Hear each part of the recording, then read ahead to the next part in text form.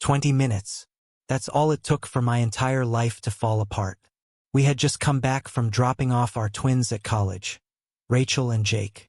Our house had officially become an empty nest, and I thought Megan and I were entering a new chapter together. The kind where we finally get to enjoy each other again. No more kids to raise. No more waiting. Just us. For the first time in years, I thought we were solid. We'd just spent 5 days on the road. Dropped Jake off at Southern Ridge Tech in Oak Hill. Left the rental car in Atlanta. Flew with Rachel to her school in Clearwater Bay. And to celebrate, Megan and I spent a few nights by the beach. Just the two of us. We were closer than we had been in a long time. She was affectionate, flirty, constantly pulling me in. Felt like we were young again. At a quiet roadside stop, she whispered something in my ear and pulled me into the back seat like we were still teenagers. I thought it meant something. I thought it meant we were reconnecting. But apparently she was just saying goodbye. We got home, unpacked, and I plopped down in my old chair on the front porch with a cold porter in hand. I was smiling, thinking about how proud I was of the kids, of Megan, of us. I didn't realize it was the last time I'd feel at peace in that house. Upstairs, I heard the shower turn on. Then the hairdryer. That was odd. Megan only used it when she was heading to work or going out. Then came the sound of heels clicking in the kitchen. Also strange. She usually wore slippers or went barefoot. "Jack," she called out, calm and casual. "Come sit with me for a minute. I need to talk to you. It won't take long." I got up, still relaxed, still clueless. Walked into the kitchen with my empty glass in hand. She was sitting at the table, looking fresh. Clean jeans, new blouse, makeup, coffee in front of her, and a mug already poured for me. "What's going on?" I asked, sitting down across from her. She looked me dead in the eyes. "I'm leaving you," just like that. Then she pulled out a thick envelope. "These are the divorce papers. Everything's already arranged. I don't want anything from you. You can keep the house. The bank accounts are split, bills are paid, and the credit cards are canceled." I couldn't speak, couldn't think. My head felt like it was caving in. I just stared. She kept going. "I've notified everyone who needs to know. If you want to contact me, do it through my lawyer. The restraining order's also in there. I've changed my number. All my accounts are closed." I was frozen. Couldn't even lift the coffee cup. She tapped a manicured nail on the table to get my attention. "Don't try to manipulate the kids. They know what's happening, and they won't give you anything. Same goes for my parents." She finally stopped talking. Then she looked straight at me and delivered the final blow. "I've been in a relationship with Chris for 13 years. I love him. I loved you, Jack. I just love him more. Chris, my best friend.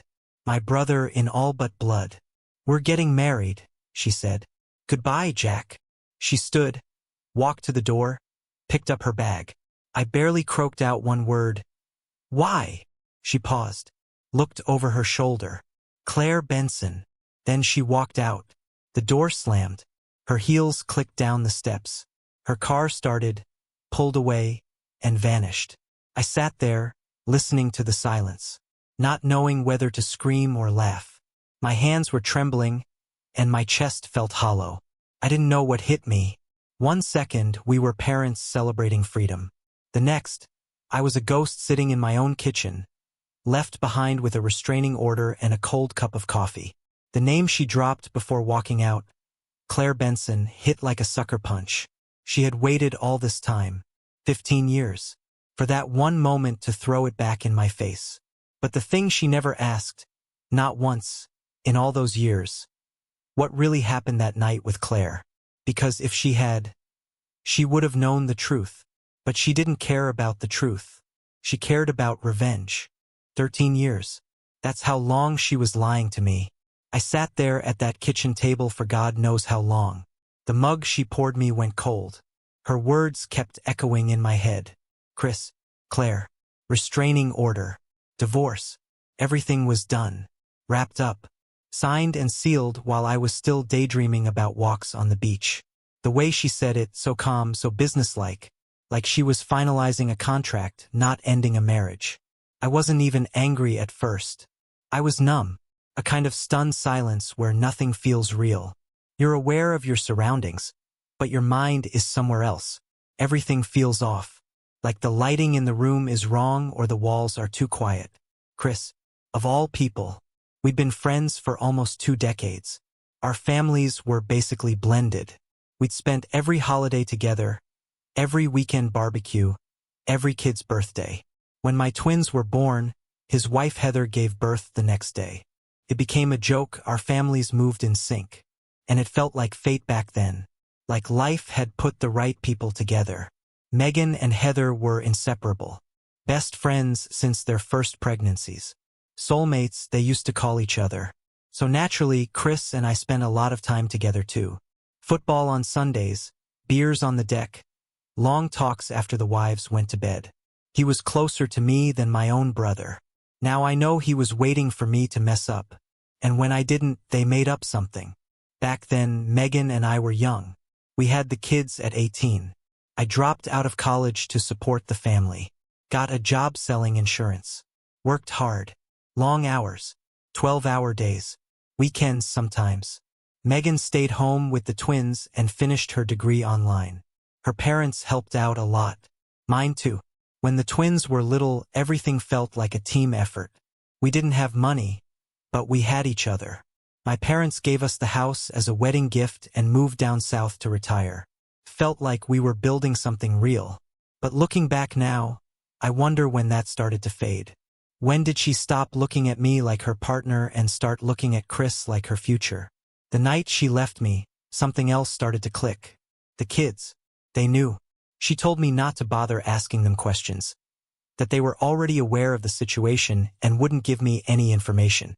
That hit harder than anything else. She didn't just take my best friend. She took my children too. They didn't warn me, didn't question her. They just helped her. A few days later, I found out just how far it went. Rachel had brought Megan a spare tire a few weeks earlier. I thought she was just being helpful.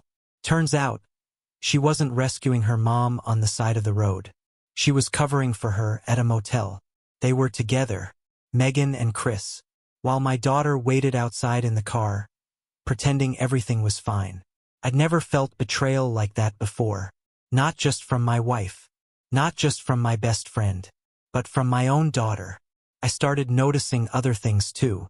How Jake had started calling Chris coach, even when they weren't on the field. How Chris always showed up with little gifts for the twins. Just because. How Megan's phone always faced down on the table. You ever look back and realize all the signs were there the whole time? It's like standing in the ashes of your house and realizing you smelled smoke for years. You just didn't want to admit it. After she left, I moved into the guest room. I didn't eat much. Drank more than I should have. I stopped talking to people. I stopped going to church. I didn't know who I was anymore. Every memory in that house felt fake. Every picture frame, every drawer, every creaky floorboard. Tainted. One night, I sat on the porch and just stared into the dark. No stars. No wind. Just silence. And all I could think was, how the hell did I not see it? And then it hit me. Because I trusted her. Because I loved her. After Megan left, I stopped pretending. I didn't try to make sense of it or tell myself there had to be more to the story. There wasn't. She had made her choice, and she'd been making it for over a decade. The more I sat with it, the more pieces started falling into place. Little things I'd ignored or dismissed. Now they hit like punches. Like how Chris used to hang back after we'd all had dinner, offering to help Megan clean up. I'd be outside with a beer, watching the kids throw a football around, thinking, man, how lucky am I to have friends like this? Or how Megan always smiled at her phone whenever a message came in after 9 p.m. I asked once who it was. She said it was a group chat with Heather and a few other moms. I believed her. Why wouldn't I? The craziest part was that Megan and Chris had been so obvious. Once I actually started looking. Not just emotionally close. Physically too. Always sitting a little too close. Always exchanging glances they thought no one noticed. Megan would laugh at his stupid jokes. Touch his arm, say his name more than necessary. I wrote it all off. Every single time. I told myself, they're just comfortable. Their family. Turns out I was the only idiot who still believed that. One night, about a month after she left, I called her dad. I don't know what I was hoping for. Maybe just someone to talk to. Maybe I thought he'd be angry too. He wasn't. He answered the phone like nothing happened. No shock. No sympathy. Just cold and flat. "You should probably accept it and move on, Jack," he told me. "She's not coming back." That was when I realized he'd known. Maybe not everything, but enough. And he had covered for her too. I started to see just how deep this betrayal went. It wasn't just my wife. It was my friend, my in-laws, even my own kids had played a part. Rachel stopped answering my texts. Jake gave me one-word replies like he was annoyed I even existed. When I tried to sit them down to talk, Megan had already poisoned the well. She told them I was unstable, bitter, that I'd said awful things about Chris, that I was trying to turn them against her. They believed her. I was cut out of my own family, like I had been voted off the island. The final nail came one Saturday morning when I saw Chris's truck in my driveway. He was inside, picking up Rachel to help her with a school project. I watched from behind the curtains like a stranger watching someone else's life play out. My daughter hugged him, called him Dad. That broke something in me. I didn't yell. I didn't go out there and make a scene. I just stood still, my fists clenched so tight they hurt. I waited until they pulled away and then walked to the kitchen and stood where Megan had sat the day she left, where she poured that last cup of coffee. The chair was still there. Same mug, same table, same silence. Everything else had changed. That night, I pulled out the old photo albums. Family trips, birthdays, Sunday dinners, photos of Chris and me grilling in the backyard. Megan holding Rachel as a baby. Heather and Megan arm in arm. I stared at them for hours. And for the first time in my life, I didn't cry. I didn't scream. I didn't beg. I just started letting go. Not forgiving. Not forgetting. But releasing. Because I finally understood. They hadn't just betrayed me. They had rewritten our entire story while I was still living in it. And the worst part? They did it like I wasn't even there. I didn't fight the divorce. What was the point? She had already left the marriage years ago. I just didn't know it. By the time the paperwork landed in my lap, she had everything figured out. She wasn't asking for alimony. She didn't want the house. She made sure every account was split, every bill paid, every mutual obligation wiped clean. It was a surgical exit. Cold, efficient, emotionless. She didn't even take the furniture. Just packed her personal things and walked out like she was moving out of an Airbnb. I stayed in the house, not because I wanted to, but because I couldn't imagine living anywhere else. It was the only place where I felt like I still had some sort of identity.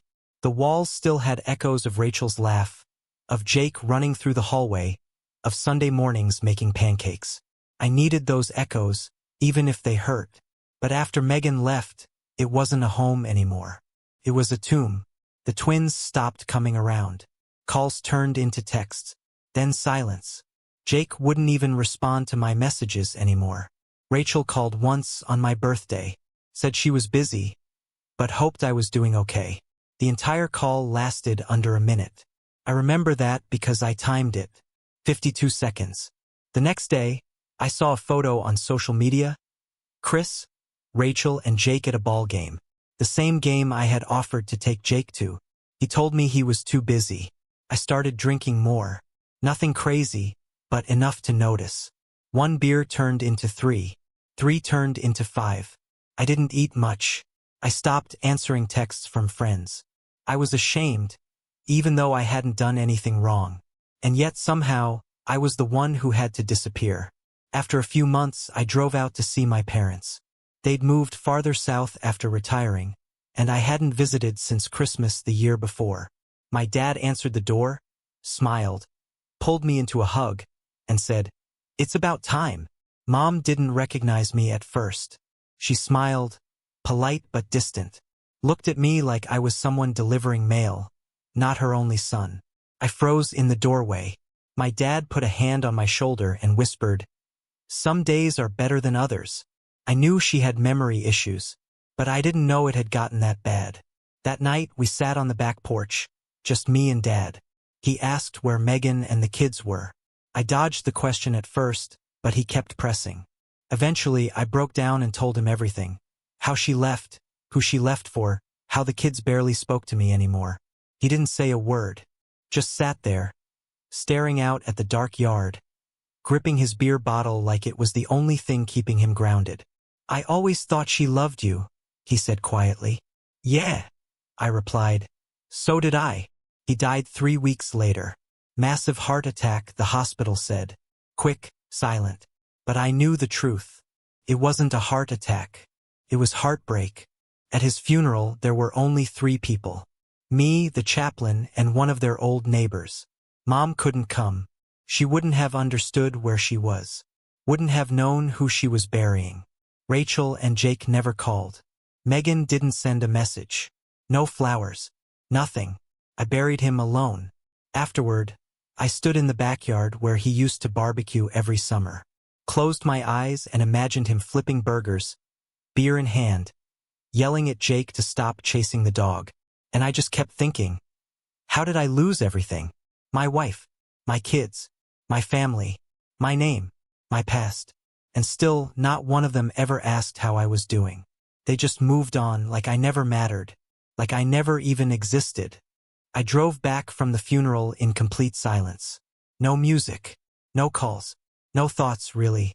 Just the hum of tires on the road and this numb ache sitting in my chest like a stone. The house felt colder than usual when I walked in. Still and hollow, like it knew something was missing. I dropped my keys, sat on the edge of the bed, and stared at the closet doors for a long time. The same doors Megan used to open every morning while humming to herself. Now they just stood there, shut and silent, just like everything else. I hadn't told my mom about the funeral yet. Hell, I hadn't even told her he was gone. Couldn't. She didn't remember me half the time anymore. Some days she'd call me Johnny, her brother. Other days she just smiled and asked if I wanted cookies. But she still asked about my dad every day. "Where's your father?" she'd say. I'd lie and tell her, "He's out in the garage," or "He went to the store," because I couldn't do it. I couldn't break her again. She wasn't the only one I hadn't told the truth to. I hadn't told Megan, hadn't told Rachel, hadn't told Jake. The last time I tried reaching out, it was Thanksgiving. I called Rachel and she answered, but barely. Said she was busy, promised to call back later. She never did. That was the last time I heard her voice. A week later, I found out from one of my dad's neighbors that she had been shopping with Megan, and her mom the same day. She blew me off. Black Friday. Out laughing and spending while I was sitting in a hospice room watching my father sleep, not knowing it would be the last day I ever saw him alive. I used to think time would fix things. That one day my kids would come back. That Megan would realize what she'd done. But the longer the silence stretched, the more permanent it felt. They weren't waiting for the right time. They were gone. Just gone. The grief didn't come all at once. Crept in. Quiet. Slow. Some mornings I'd wake up and forget for a few seconds that he was dead. That she left. That the kids had vanished. Then it would all come crashing down before I could even get to the bathroom. One night, I found myself sitting in the garage, just holding my dad's old hammer. It still had tape wrapped around the handle from when he broke it fixing a gate when I was 10. He never replaced it. Said, "Good tools are like good people, worth fixing." I wanted to believe that still, but I didn't know if it was true anymore. What do you do when the people you love stop loving you back? I asked myself that over and over, and every time the answer felt the same: you survive. Even if it's ugly, even if it hurts, even if you have to fake it until your hands stop shaking. So I made a decision. I was done waiting, done wondering if the phone would ring, done replaying memories in my head like they meant something. I started packing, not out of anger, just necessity. I had to move closer to my mom. She needed full-time care now, and I was the only one left. My dad was gone. Megan wasn't going to help. The kids didn't even answer my calls. I got a transfer lined up through a connection at work. Different city, new role, smaller pay but less pressure. I figured that was enough. I didn't need anything fancy. I just needed peace. And maybe a clean slate. I loaded the last box into the back of the minivan the night before I was set to leave. Then I heard tires in the driveway. I wasn't expecting anyone. Definitely not her. But there she was. Megan. After 16 months of silence. No call. No warning. Just her. Stepping out of her car like she'd forgotten something in the house. I leaned against the van and crossed my arms. "Aren't you violating the restraining order by being here?" I asked, calm and flat. "It expired the day the divorce was finalized," she said, twirling her keys like it was just another Tuesday. "How are you?" I shrugged. "I live in the present and dream of a future." She smiled. "Mind if I come in for a coffee?" I didn't say yes, but I didn't say no either. We sat at the same kitchen table where she once ended our marriage with a mug of coffee and an envelope full of papers. Now, 16 months later, we were sitting face to face again. Just two people who used to love each other, now reduced to strangers in an empty house. There wasn't much left in the place. A few boxes, a folding chair, the old dining table. Everything else had been sold or hauled off. I was handing the keys over on Monday. For now, I poured the coffee, and we sat there quietly, sipping like it was some casual afternoon. "So," I asked, not even looking at her, "why the sudden visit?" She rolled her eyes. "The kids told me you were moving. You couldn't have called." I stared at my mug. "I did." She frowned. "Then why didn't they mention it?" "Because they don't talk to me. Not really. Haven't for a long time."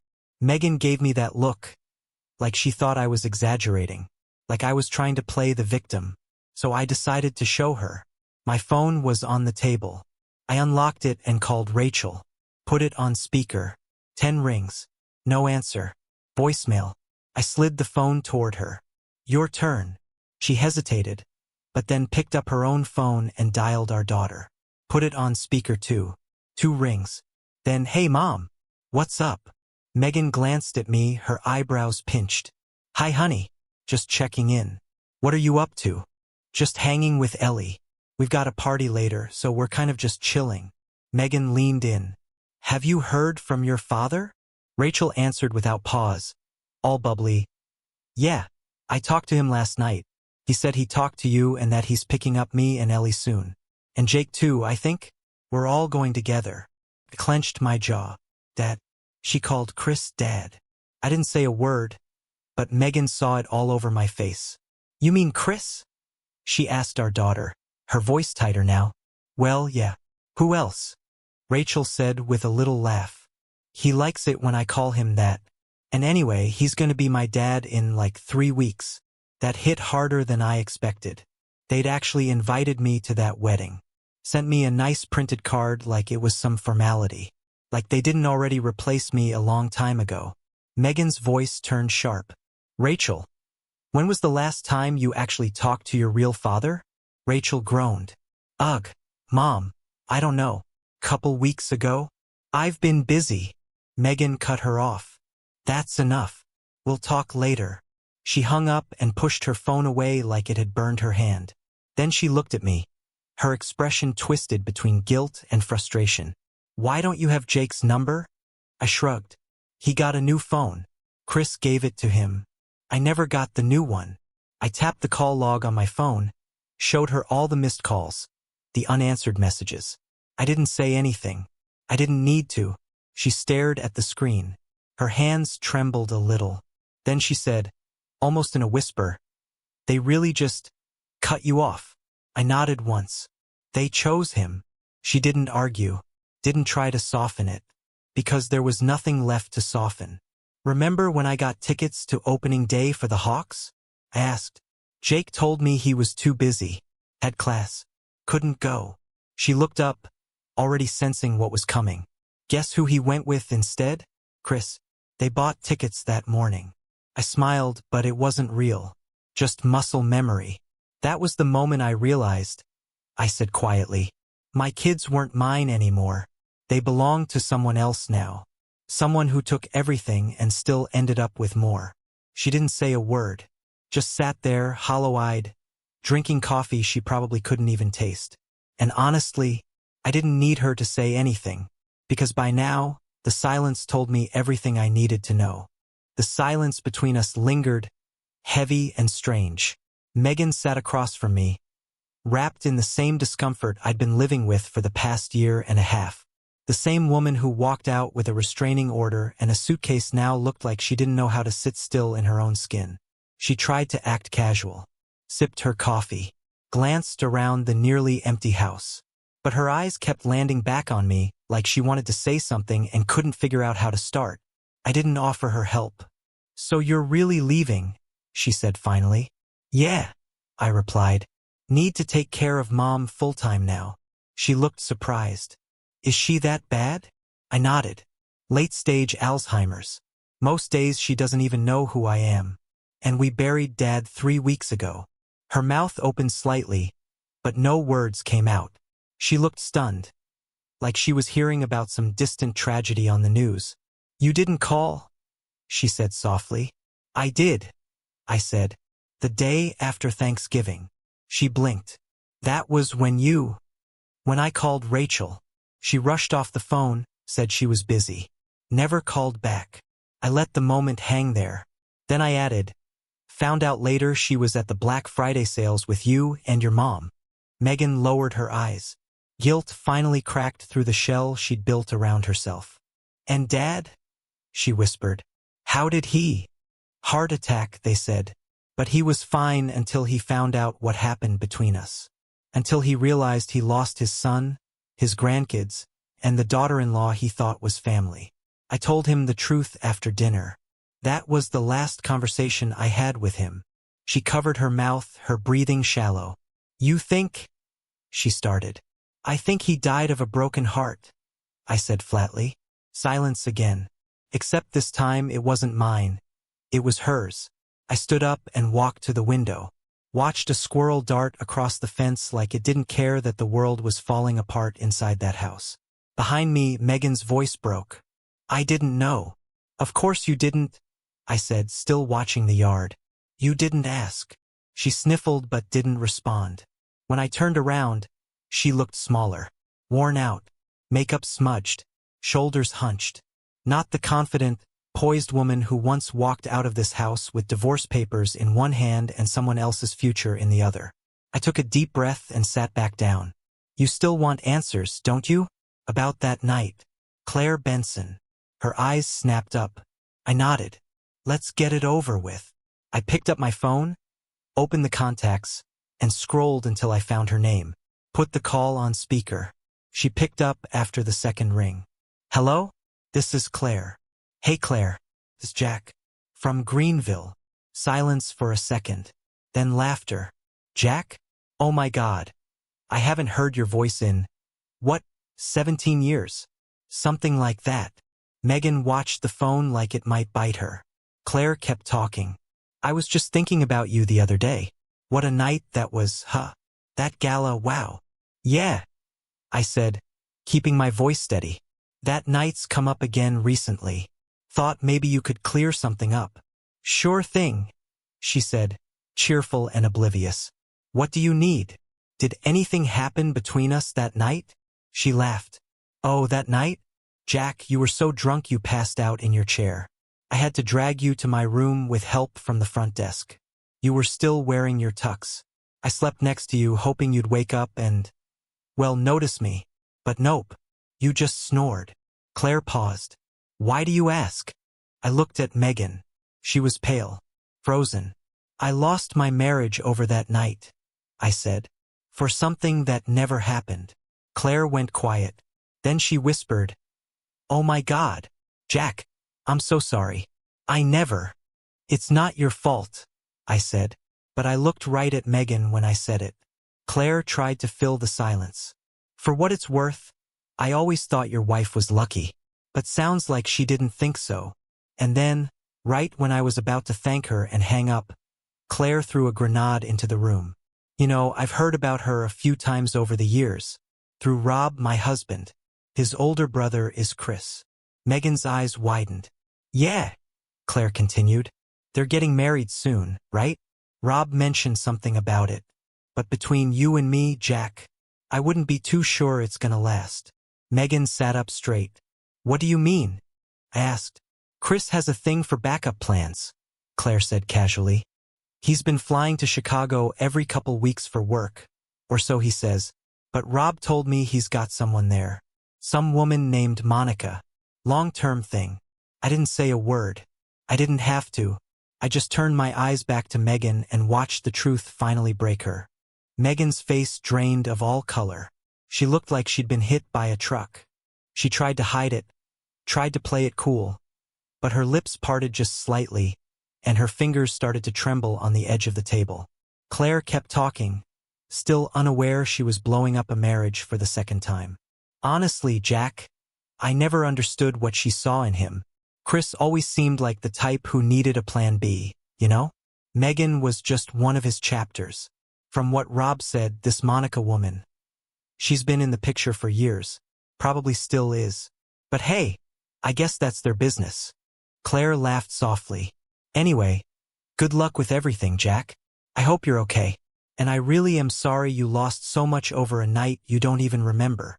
I thanked her and hung up. Megan was still staring at the phone like it had turned to ash. Then she stood up too fast, knocking over her chair. She staggered out of the kitchen, one hand clamped over her mouth. I heard her retch in the bathroom a few seconds later. I didn't follow her.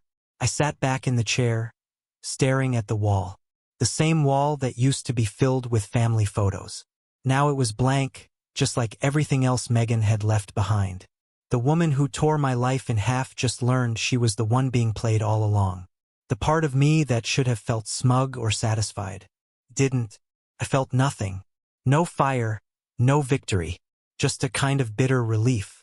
Like someone finally stopped gaslighting me after years of denial. When she came back into the room, she looked like she'd aged 10 years in 10 minutes. Eyes red, makeup smeared, hands shaking. She dropped into the chair across from me like her legs couldn't hold her anymore. Is it true? She whispered. I didn't answer. She already knew. I gave up everything for him, she said, voice breaking. I gave up our family, my marriage, the kids. I finally looked her in the eye. No, you didn't give it up for him, I said. You gave it up for control, for revenge. For something you built in your head and convinced yourself was love. She blinked hard, like I'd slapped her. You thought I cheated with Claire. So you threw a grenade at everything and walked away like a martyr. You convinced yourself you were justified, that it was fair, that I deserved it. She opened her mouth to argue, but nothing came out. You didn't even ask me what happened, I continued. You just decided it was true because it made things easier. You needed a reason to jump ship, and Claire gave you one, whether it was real or not. I could see it in her face, the flash of shame, then anger, then confusion, a whole war behind her eyes. You spent 15 years punishing me for something that never happened. You told the kids I betrayed you. You convinced your parents, your friends. You rewrote the whole damn story. She wiped her face, eyes flicking to the floor. Do you know what the worst part is? I asked. You always said you hated lies, that truth mattered to you more than anything. But you lied to yourself every day. You told yourself Chris loved you, that he was loyal, that your pain meant something. I leaned forward. He doesn't love you, Megan. He used you, just like you used me. That broke her. She sobbed into her hands, full body shakes, shoulders collapsing in on themselves. I watched her cry for the life she threw away. But I didn't feel sorry for her. She made her choice. She made it 13 years ago. Now she was finally dealing with the consequences. And I was finally free from them. She cried like something inside her had broken open, like she'd been holding it all in for years and now, finally, couldn't stop it from flooding out. But I didn't move. I didn't reach for her. I didn't offer comfort. I just sat there and watched. Because what she was mourning wasn't me, or us. She was mourning the version of the story she built in her head. The fantasy where she was the victim, and Chris was her reward. Now the curtain was pulled back. Her reward was a lie. When the sobs finally slowed, she sat up, face red, hair sticking to her cheeks. You never touched Claire? she asked, voice raw. I shook my head. Never laid a hand on her. I was passed out cold. I woke up still in my tux. Nothing happened. Her jaw clenched. She stared at the floor like it might give her an answer she couldn't find in me. You should have told me. I tried, I said. You told me if I ever brought up her name again, you'd leave and take the kids. So I shut up. I thought keeping the peace was more important than being right. A long silence passed. I really believed you cheated, she said. No, I replied. You wanted to believe it. You needed to, because deep down you already wanted him. You just needed a reason. That landed hard. Her face twisted. She turned away like she couldn't bear to look at me anymore. I don't even know who I am anymore, she said quietly. That makes two of us, I muttered. She stood up again, shaky on her feet, then leaned on the table. What are you going to do now? I'm leaving, I said. Moving out tonight. Got a new job. Closer to Mom. What kind of job? Investigations. Insurance fraud. It's quiet work. Solo. Suits me fine. She nodded like that somehow made sense. Then she whispered, I don't want to go home. I looked at her. Really looked at her. Not the woman I married. Not the woman who raised our kids. Just a stranger with a familiar face, sitting in the ruins of a story she helped burn to the ground. You can stay here tonight, I said, voice flat. Utilities are still on until Monday, but after that, the keys go to the new owners. She blinked. You'd let me stay? I don't care where you sleep anymore, Megan. I've already let go. I walked to the hallway and pointed at a pile of boxes. Your stuff's in there. Clothes, pictures, whatever you left behind. I was going to ship it, but now you can load it yourself. She didn't argue. Then I walked to the mantel and picked up the only thing left behind. A birthday card from my coworkers. Simple, friendly, signed by everyone. It meant more to me than any of the hollow words I'd heard from my family in the last year. Megan watched me silently. Finally, I turned back to her. It's over. Really over. There's nothing left to fix. Her chin trembled. I know. Good. I walked toward the door. My keys jingled in my hand. Then I paused. You destroyed our marriage. You turned the kids against me. You even helped break my family. All because of something that never happened. She opened her mouth to protest, but I cut her off. And now you find out the man you gave everything to? He's not who you thought he was either. He played you while you were playing me. Her eyes welled up again, but I didn't wait for her to respond. You spent years sharpening the knife, and then he stabbed you with it. I walked out without looking back. The last thing I heard was the sound of her collapsing into the chair, sobbing again. Only this time I didn't care. She wasn't crying for me. She was crying for herself. The air outside felt cleaner than it had in months. Cool still, just barely moving. I stood on the porch for a second, taking it in. Not in a poetic way, just trying to breathe without feeling like my ribs were caving in. For the first time in a long time, I didn't feel trapped. Not by the house or the memories or her. I loaded the last few boxes into the back of the van. A friend from work was going to help me settle in near Mom's place. The new job was waiting. It wasn't glamorous, but it was honest. It gave me space, something I hadn't had in years. When I walked back in, Megan was still at the kitchen table. Her shoulders were hunched forward, her face in her hands. She looked like someone who had just gotten the results of a test she didn't study for, and failed hard. She didn't say a word when I came in. Didn't even look up. I placed a small ring of keys on the table next to her. You've got the house until Monday, I said. New tenants move in after that.